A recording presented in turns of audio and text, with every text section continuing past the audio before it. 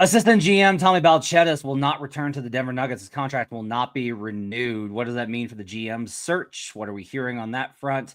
Plus, what if doing nothing could be a good thing? All that and more on Locked On Nuggets.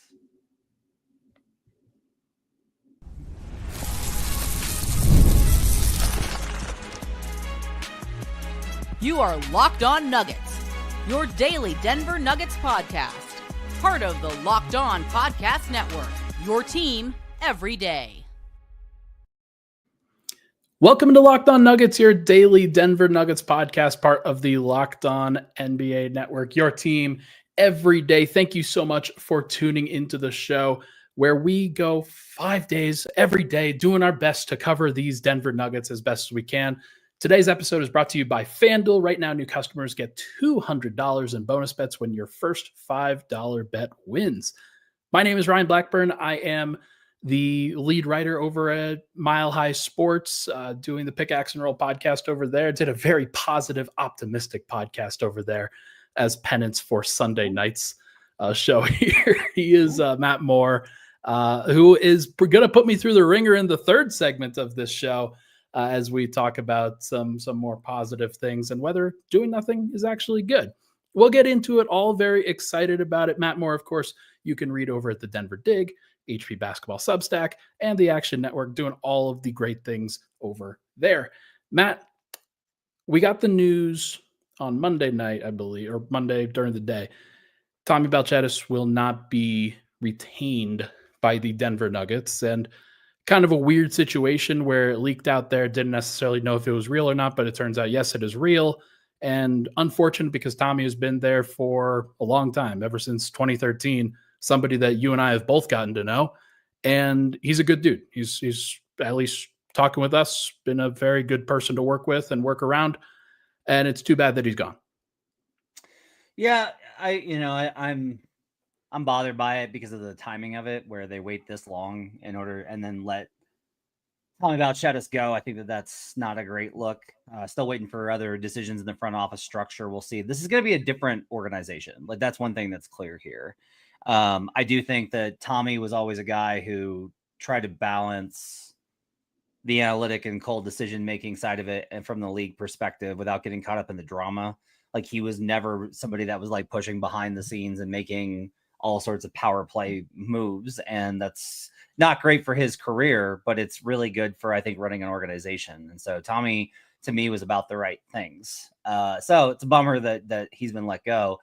It is going to be interesting here because, all right, so Balcetis is gone. Tenzer still remains as of now. We're still waiting to hear what that's going to look like. Tenzer's his specialty is cap. That makes sense under the new CBA. You're going to want to navigate that. Okay. But you need somebody with like connections and relationships and those types of things. And Tenzer has some of those, but you're probably going to need more of that. And then also with Stephen Graham being let go, player development's being reshaped. Like, this does look like it's starting to look like it's going to be more of a new program, even if Tenzer is ultimately the hire. It's an interesting way to look at it.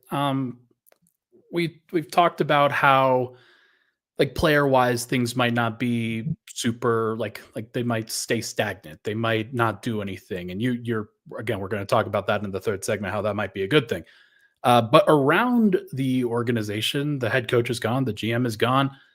You are bringing in some new player development guys. As you mentioned, you're getting some new voices in the room. And that can have it can have the desired effect of keeping things fresh. It can have the undesired effect of bringing in new voices doesn't always mean a good thing. So it's going to be interesting to see what ultimately pans out from this.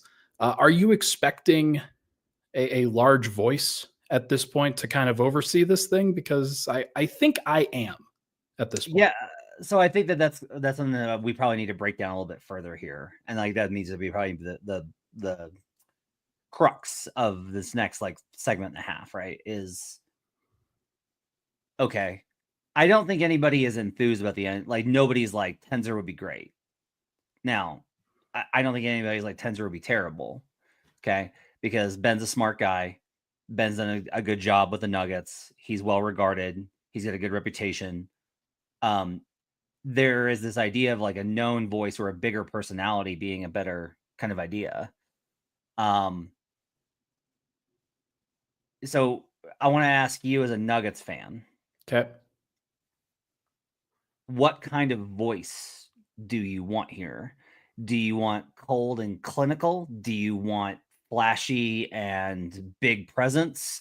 Do you want thoughtful and considerate? Do you want organizational strength as building like a group of people to all do their jobs, like a great manager?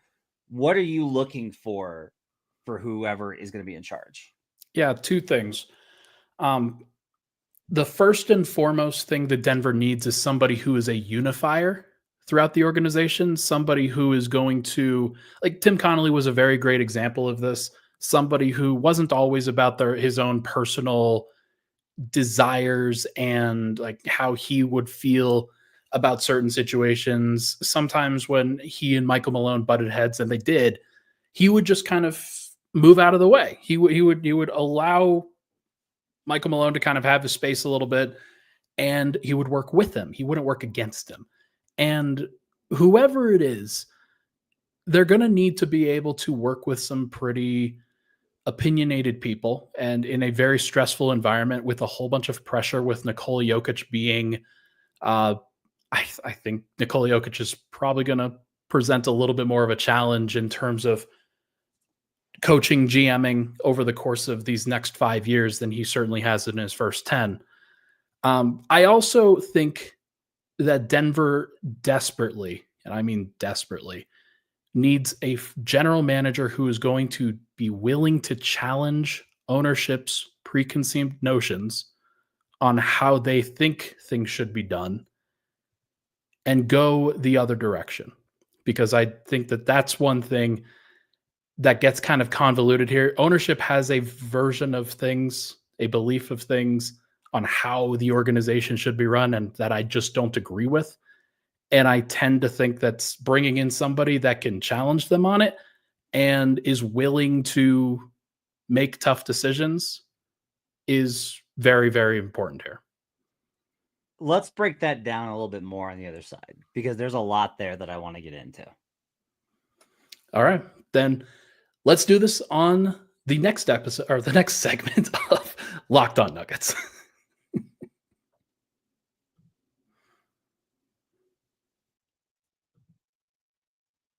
The NBA playoffs are in full swing, and every night delivers highlight-worthy performances, major momentum shifts, and can't-miss moments. Whether it's a game-winning shot or a breakout player, there's never been a better time to get in on the action. FanDuel makes it easy to stay in the game before tip-off and live with player props, performance trends, and same-game parlays. Fans have more ways than ever to play smart and win big. Tyrese Halliburton has a strained calf.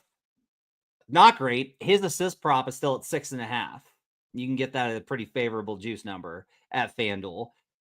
Jeremiah Fears is a plus number, a significant plus number to go top 5 in the NBA draft. I like that bet quite a bit. New to FanDuel, it's the perfect time to sign up. Head to FanDuel.com and place your first $5 bet, and if it wins, you get $200 in bonus bets. Make every moment more with FanDuel, the official sports betting partner of the NBA. Also brought to you today by Gametime. There's nothing like the NBA playoffs, the intensity, the buzzer beaters, the fans losing their minds. It's the kind of atmosphere you got to experience live. And also, there's so many great concerts. There's just I was looking at the Red Rocks calendar all day today. There's so many good ones coming to Fiddler's Green. There's so many good shows this summer, and you can get them with killer last-minute deals, panoramic seat views, and no surprise fees on the Gametime app. Gametime is a total game changer. Yeah, I was just on the app, and Zone Deals were offering 10% off exclusive Zone Deals for FIFA Club World Cup matchups. You can see your exact view. You're going to get the Gametime guarantee, so you know you're getting the best deal. And with the NFL schedule out, you can make sure that you're catching all that great Broncos action throughout the season. Gametime makes scoring NFL tickets just as easy. You'll find great seats for as low as $100 thanks to exclusive discounts. And with the Gametime guarantee, your tickets are 100% authentic, will arrive on time, and you'll always get the best price with fees included. So what you see is what you pay. Take the guesswork out of buying tickets with Gametime. Download the Gametime app, create an account, and use code LOCKEDONNBA for $20 off your first purchase. Terms apply. Again, create an account and redeem code LOCKEDONNBA for $20 off. Download the Gametime app today. Last minute tickets, lowest price, guaranteed. We'll be right back on Locked On Nuggets. And we are back, Locked On Nuggets. Thank you so much for tuning into the show. Folks, hit that like button, hit that subscribe button. Would really, really appreciate it.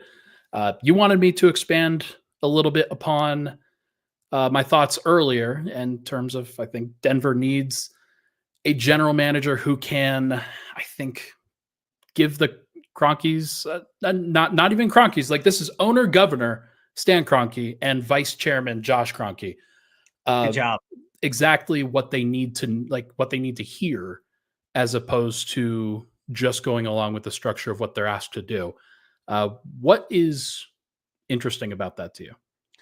Okay, so does this extend beyond just whether or not to keep the core four? Is that primarily what you're talking about, or are there other things that you want them challenging them on? There are other things. These are things that, like, the practice facility should have been done by now. Like, frankly, that's something that should have been a thing 3 to 5 years ago. Denver's last. They are the only team, I believe, in the NBA that doesn't have this. And I know that real estate in Denver is really tough. Hey, we got a press release about got a big press release about the real estate project and the River Mile and everybody being good on the Ilitch's front, but we haven't really gotten a lot of information from Denver otherwise. And I need to know from them that it is a priority to get a second championship. It is a priority to get future championships. This should be a championship organization. And everything that we are seeing, really, frankly, across all of the KSC teams is that they're good with one title. And I think that seems a little bit tough. It's unfortunate for fans, especially fans in Denver that are fans of both the Avs and the Nuggets. Like, I know that the Avs, they should have probably won a little bit more this year than they did, but it just feels like there's been a lot of complacency in that regard. So I don't think you want an executive that's going to do that, Ryan. And the reason is that person, if they're in an adversarial position, they're not going to get anywhere. You have to have somebody who's going to, how can I put this, massage, who's going to work with them, who's going to be somebody that they can trust, who's somebody that they can believe in. You don't want somebody who's like a fire starter. We got to get a practice facility. That's not going to work. Stan Kroenke's going to go tell you to screw off and jump off a bridge. It's his money. So you need somebody who can navigate, who can communicate, and who can negotiate. That's what you need, right? Like, you don't want somebody who's going to come in and be like, you won a championship, cool. It was a week. You didn't beat anybody above 50 wins. This core's not good enough. You need to trade these guys. Josh Kroenke's going to be like, you haven't been here. You don't know. You don't know what Mike's been through. You don't know what we've been through with Jamal. You don't know what makes Joker tick. You don't want that, right? You want someone who's going to like work in concert with them to move it in the direction that you want. In reality, that practice facility is not going any, like, this is one of the problems, is that we look at the practice facility as a Nuggets issue and a Nuggets question and a Nuggets property. And they view it as a KSE property. And that's different because it has different priorities based off of the broader KSE picture, right? Like, but look, I see you shaking your head and being upset, but like, you got to work within the confines because you can't get a new owner. Like, you can't do it. There's nothing like this. This team's not going anywhere for a while, right?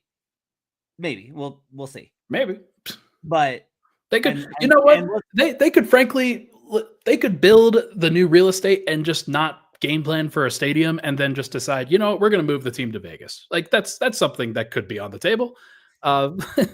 Maybe. I don't think so. I mean, or they move it out to like DIA.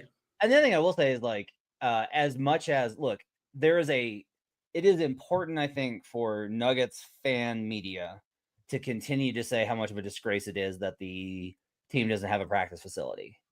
It is important for analysts and observers and people who cover the team to be objective about the fact this team prioritizes spending only in the areas that it thinks it's worth it, rather than being like, we're going to spend to win. Whatever it is that we need, we're going to spend to win. That is not this organization's approach. And when they try and tell you that, like, we should rebut them and be like, that's not true. That's not true. We have evidence of that otherwise. I just have problem accepting that. Like, why do you have to choose? Why do you have to choose where the money goes? Like, these guys they're worth billions and billions of dollars. Like, what do you mean? Oh, yeah. No, I mean, I'm not saying you have to choose. I'm saying you should continue to be like, no, you need to spend in order for this team to win and be competitive. I'm not saying to accept it at all, but I am saying what you don't want to do is you don't want to hire a GM or a president of basketball operations who's going to get phased out because he doesn't get along with KSE.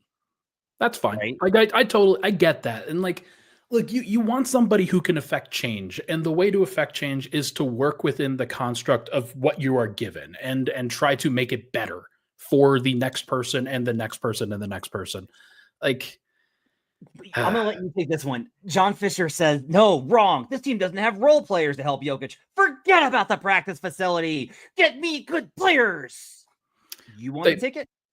They might be able to recruit some other free agents if they had some facilities that they could be proud of. They have the best player in the world, and people aren't flocking here to sign up. You had Wes Matthews, you had Jay Crowder, you had all these guys go to Milwaukee, Wisconsin to sign up to play with Giannis. You can't get a vet. You can't get a buyout. You can't get anybody. Do you know why? It's not as simple as a practice facility. It's not only that, but that's part of the picture here, man. Like, not everybody, let me put it this way. Not every NBA player is like, oh, I'll do anything just to play with Nikola Jokic. That's how I know fans feel they should be is, oh gosh, I get to play with Nikola Jokic. And those guys are like, I have my career, my body, my interests, my business. That's what they're interested in. Their lives. That's what they're interested in. So you got to be able to manage that. That's all I'm saying. That's why the practice facility matters. Also had some significant injuries to Nuggets players over the course of these last few years. And I know the training staff is also not necessarily something that they are fully invested in. Tony B's been in here from time to time yelling about the Cronkies. Time to time, it's every day. We need to get a petition together to demand the Cronkies sell the franchise, is what he says. I want to say this, and I think it's important, okay? I understand how you feel about the Cronkies, and I am not like, if you notice, I am trying to be on the fence. I want to be on the line. I'm not on the Cronkies side. I'm not against the Cronkies. I'm not purposefully antagonistic. I'm in the middle. I understand their priorities and how they look. I'm trying to understand how KSE works every day.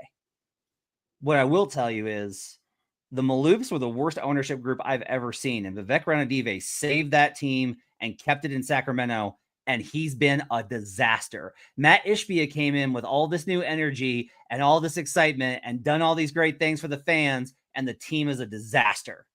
So what I'm telling you is, as always, you need to be certain that what's on the other side is better. It's okay if you feel that David Alderman is going to be better than Michael Malone. I think that's probably true at this point, as far as like what Malone was that last year. Like, David's going to be a better coach next year than Malone was last year. That's hard not to be. Like, it was tough, right? But with ownership too, and it's like, I'm not trying to tell you not to want better things for your team. I'm just saying be selective and understand that these decisions are not, what I don't like is when fans are just like, change it. I'm like, okay, but if you do that, there's consequences going forward, which is what I want to talk about in the last segment, Ryan. But before we get there, I have to ask you this. Is Bob Myers the best name you think that they can get? I don't think they can get Bob Myers because they're not going to pay for him. Let's say that they could. Let's say that we're wrong and they're willing to pay for it. Let's say that theoretically that's true. Is Bob Myers the best name? Yeah, I think so. I mean, there is Tim Connelly hasn't picked up his option for next season either. So That's another name that I think that's a major debate as to which of those two guys would be better for this franchise in this moment, I think. Who's the other guy? Tim Connelly. Oh, yeah. Yeah. Well, yeah, because he hasn't picked up his option for next year. Yeah. So that's something to manage. I will go ahead and like reach behind the curtain. So I reached out to people to try and get word on just like Tim's thoughts on this, and nope. Just as a sign of like, sometimes people just don't return my texts and calls, and that's how that goes. So it's all quiet in Minnesota right now. For what it's worth, I do want to share one thing before we stop this. I heard earlier today, and I'm going to be as kind of general as possible, that very few people in the organization know anything about who the next general manager is going to be. Like, this is not something where a lot of people are knowing the information and are withholding it. This is something where nobody really knows. And it's why you're not getting any information. Nobody is talking about it. Nobody is sharing a lot of information. I'll say, well, okay, so there's two things here. One, the KSE circle of trust has always been really good about being careful with its information. And two, the exception to that was Adrian Wojnarowski, who retired. So they should, however, reach out to somebody. And I would prefer it to be a local. Go to the Post. That's fine. Bennett's great. You want to go to the Gazette? That's great. Bennett is a great reporter. You want to go to DMVR and talk to Adam? Terrific. There's nobody who's a better voice of the fans than Adam. You and I would agree on that. Like, he's the guy. If you want to go to us, I will absolutely capitalize on it. But you should open up a line of communication, because it does feel like there's a more of a disconnect. Even if it's through an intermediary, I think KSE needs to do a little bit more with connecting to local media as a way to reach Denver fans. Up next, how about we talk a little bit about the importance of doing nothing and why that might not be such a bad thing, Ryan? We'll be right back here on Locked On Nuggets. Folks, been drinking my OLIPOP. Very excited for this particular read because OLIPOP, they're a new kind of soda made for people who love the taste of classic soda, but want something that supports their health a little bit more, with just 2 to 5 grams of sugar and 9 grams of prebiotic fiber in every single can. OLIPOP is reimagining soda in a way that's better for your gut. Basically, like, I mean, people can probably tell this. I love soda. It's a big vice of mine. It's something that I really enjoy. But this is a really good alternative, and I like this one. But I also really like the grape soda a lot. That one is great. It's got 4 grams of sugar, like 4. That's a fantastic alternative if you're looking for something that is has the taste that you're looking for, but is just got healthier macros. A lot better of a situation. Get a free can of OLIPOP. Just buy any 2 cans in store and they'll reimburse you for 1. Head to drinkolipop.com/LockedOnNBA to claim your free can and find OLIPOP near you. That's drinkolipop.com/LockedOnNBA. We'll be right back here on Locked On Nuggets.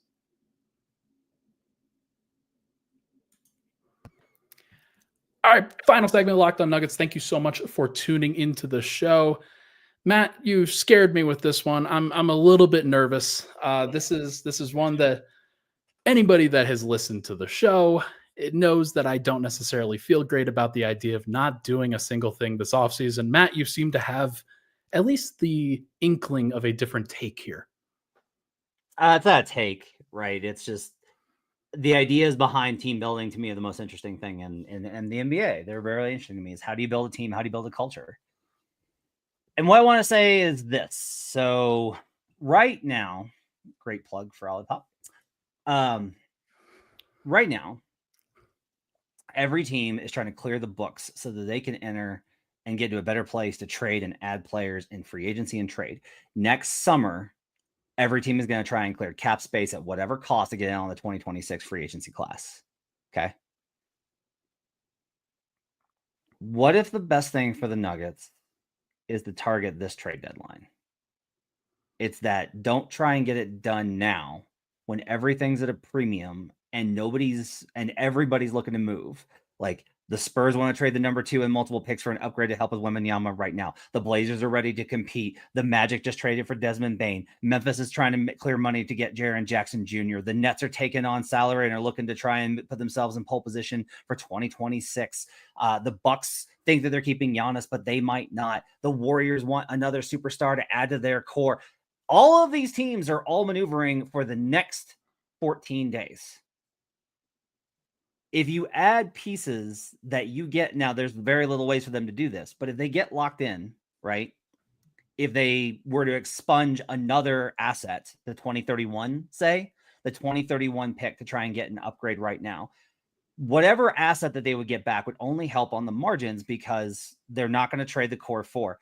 If that changes, that's great. This is different if they're entering this summer being like, they're going to move Michael Porter Jr. and Jamal Murray. Cool. Or they're open to it. They're not even like, our understanding is that they're not open to it. It'd be different if it was like, they're not looking to trade them, but they're going to take offers. But our understanding is it's like, nope, we're good. Starters are staying the starters. They're going to extend Christian and we'll see how that goes. What if they keep everything, the powder dry, so to speak, the limited powder that they have, the 2031, they'll be able to trade the 2032 potentially as well. Can't trade them both, but 2031 to 2032. Once the new year kicks over, then we get into the season. David Adelman's able to rehab the value on Zeke Naji, and like you can act like this is insane. It's not like insane for Dario Saric to have a bounce back season. That would not be like insane. It's unlikely. It's almost definitely not going to happen. But like it's happened before where guys have like Nick Batum was like out of the league. Was like not going to go anywhere. And then all of a sudden has become Nick Batum. And Dario Saric is not going to become Nick Batum. But my only point is like, you don't know. Well, Julian Strother makes a huge leap, and then you've got an opportunity here. Peyton Watson makes a huge leap, and you've got an opportunity.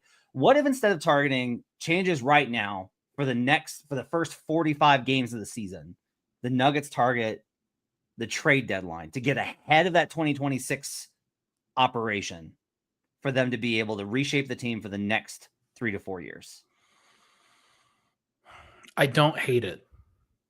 I don't hate it. And isn't that annoying that it's actually like it's pretty good logic? Well, of course, because here's the thing. If the Nuggets are stuck trying to it's like trying to punch a wall repeatedly. Like you're trying to find the right trade, trying to do it. And then you force something and you just hurt yourself because you're not getting the right value and the right resources at the right time for what you're trying to accomplish.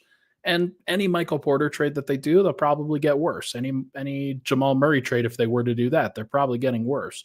So it is kind of a take a step back to take a couple steps forward.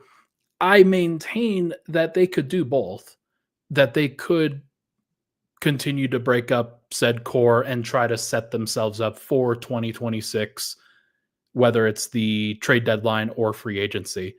But I understand it, and I do agree with it. There are so many factors, I think, that could pull them in this direction. One of them is the idea that, yeah, you do need to play Jalen Pickett. You do need to play Zeke Naji in order for those guys to look like valuable assets to people. And I get that. Totally understand that. Grace says here, I hear Matt on this, but the Christian extension decision looms given this team's history. And I agree with that too, because once you give an extension, you lose the cap space in that subsequent free agency year. So the problem is that I don't think that Denver would be active in 2026 free agency. They might be active in 2026 trades at that point, but certainly not enough to actually create cap space. So I'm not as worried about Christian. I mean, here's the thing to kind of put you at ease. They're not keeping Jokic on this contract, Jamal on this contract, MPJ on this contract, Aaron on this contract, and then giving Christian $30 million. It's not happening. That's not going to happen. One of those guys is going. That's it. Period. End dot. They will not pay to have those guys. Now, I'm of the opinion you can only have 2 guys making over 40, 45 million. And then from there, you need 1 guy making 30 million. And then everybody else has got to be 10 to 12. So like, I disagree entirely with like any construct here. Like, unless you're going to do Jamal, Mike, and Aaron in one deal to try and acquire another 45, 50 million superstar. And I don't know what that looks like. And then Christian's your 30 million guy. I just don't like the build. Like, just me personally, I don't like the build. By the way, John Fisher, JPEG, punting on another prime Jokic year. If you do that, then you truly don't deserve him. There it is. You, not we. There it is. I'm sorry, not sorry. The future talk is depressing when you have Jokic in his prime. Haven't you wasted it enough? I can't believe I'm doing this. I can't believe it's my fault that the Nuggets aren't active enough on the trade market. I can't believe I don't have the poll, Matt. It's just it's just despicable. I just think it's important for us to address. Oh, that's the Jamal Murray one. Here we go. FYI, the Nuggets are not trading Nikola Jokic until he requests a trade. They will never do it unless forced to. And there's no point in talking about it before he does so, if he ever does so. Thanks, management. So I have, this is another take that has gone out there that you have discussed, that I discussed with somebody else earlier today. There is the idea of just doing a gap year and telling Nikola, get surgery on the wrist, to take your time coming back, try to clear the books a little bit, play guys like Peyton Watson, Christian Brown, Julian Strawther extensive minutes, enough that they are developed and comfortable creating for themselves on the consistent basis. Be bad, collect a 2026 first rounder that's a pretty high value asset, and then either use that to draft and get another high ceiling player that they don't really have on the roster, or go use that asset to acquire it. But that would take a lot of buy-in from a lot of different people. It's not something that I expect to actually happen, but it is an idea that has been thrown out there. Tony B says, I'd like to see Joker refuse to sign an extension right now, which is what Ryan has suggested. He needs to demand better, put pressure on the Cronkies. Ryan, here's my problem with that thought process. What does that look like? Here, I do have this question. Do we really think that there's a magic, because this is kind of Swipe's thing, is that he thinks that there's like a magical sweetheart Josh Giddey for Alex Caruso deal that they're just choosing not to do? Do you feel like that's it? Because I feel like all of their assets are distressed. I think I disagree with you on their ability and willingness to trade Mike prior to now. And that there was an opportunity that they were willingly said no to, and just decided, hey, we are not doing this. But in terms of the Josh Giddey for Alex Caruso deal, the Josh Giddey deal is that's like if Christian Brown was to be traded on his rookie deal, not necessarily if Aaron Gordon was traded or Michael Porter was traded. Michael Porter, like you said, distressed asset. Jamal Murray, probably a negative value contract. And that's look, that's an unfortunate place for Denver to be. But do I think that Denver is missing out on these deals? No, they just don't exist for Denver because they don't have the assets to do it. Would you feel better if it was they were constantly yeah, we tried over and over again to trade Mike and no one would take him? Would you feel better? If I heard that behind the scenes and somebody was telling me that privately, then I would feel better. If they were projecting that publicly, absolutely not. Okay, so you want them to indicate to us that they've tried to trade him and can't. Yeah, just give me at least some confidence that you're actually trying to do the thing. And not specifically trading Mike, but just hey, we're trying to make the team better. 'Tis better to try and fail than not to try at all, essentially. Yeah, I agree with that. I think you should be actively seeking to improve. But for reality, isn't there no discernible difference between the two? No, but one makes me feel better. So that's fair enough. That's gonna do it for Locked On Nuggets. Appreciate you guys being with us. Make sure you keep it here. We'll be with you all week. We'll talk more. We'll react whenever the new whatever for the Denver Nuggets is announced and hired. We'll have more on trade talk this week, as well as reaction to the NBA Finals wrapping up. Thanks for joining us. Appreciate you guys being with us. We'll see you guys again next time on Locked On Nuggets.